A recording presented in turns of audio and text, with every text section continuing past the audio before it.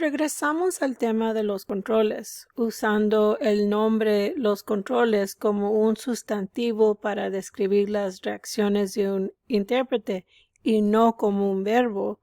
Los controles se pueden entender más como la manera en que un intérprete interactúa y responde a las demandas de una asignación de interpretación.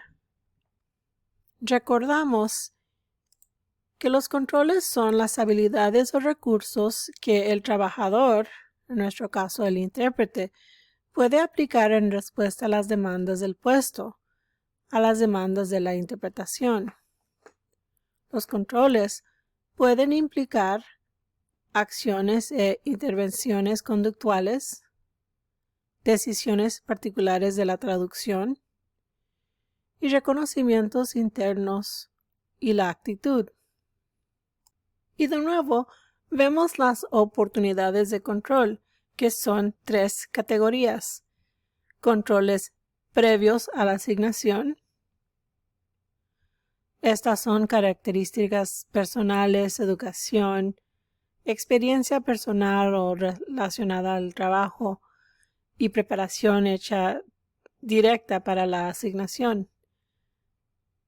Controles durante la asignación son controles como los reconocimientos de las demandas, un diálogo interno positivo, intervenciones conductuales, etc. La tercera categoría es los controles post-asignación, después de que la interpretación ha concluido, un seguimiento con los consumidores, seguimiento con la parte remitente, más educación sobre el tema, etc. Mientras que hay 3 oportunidades de control, las opciones son varias. Un intérprete también es un control.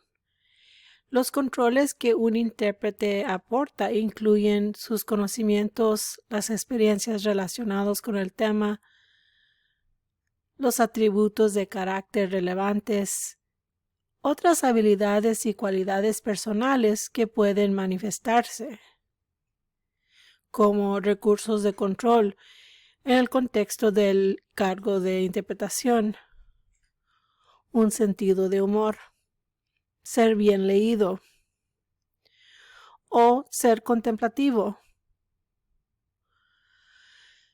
También culturalmente inteligente, que nos recuerda que quién somos, quién eres, aporta un valor a la asignación.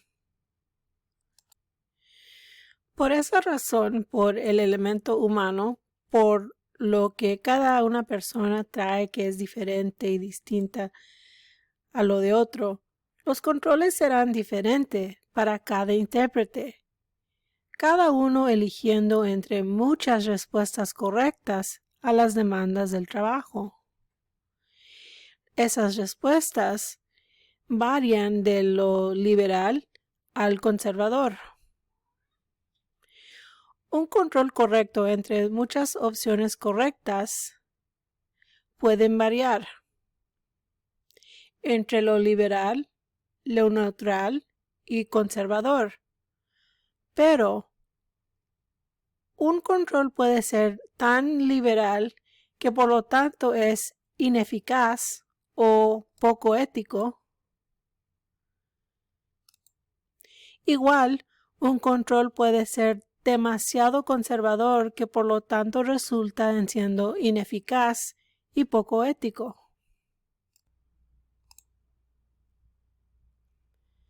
Elegir entre muchas respuestas correctas es una habilidad que todos los profesionales de profesión de práctica, como los intérpretes, desarrollan con el tiempo. Quizás pensamos en lo que conocemos como el juicio profesional, que implica la aplicación del conocimiento, las habilidades y la experiencia en el proceso de auditoría. En este contexto, ¿qué significa liberal y conservador cuando estamos pensando acerca de las opciones de los controles que tenemos de lo liberal a lo conservador. Pensando en controles liberales, estamos pensando en lo que favorece la acción. Por ejemplo, la demanda es no puedo escuchar. Un control, que es una acción, es pedir al participante que repita, o si se trata de no puedo escuchar porque hay ruido fuera de la puerta, una acción es el intérprete se para cerrar la puerta. Estos son controles liberales. Conservador se refiere a lo que favorece la inacción. En ese ejemplo, no puedo escuchar.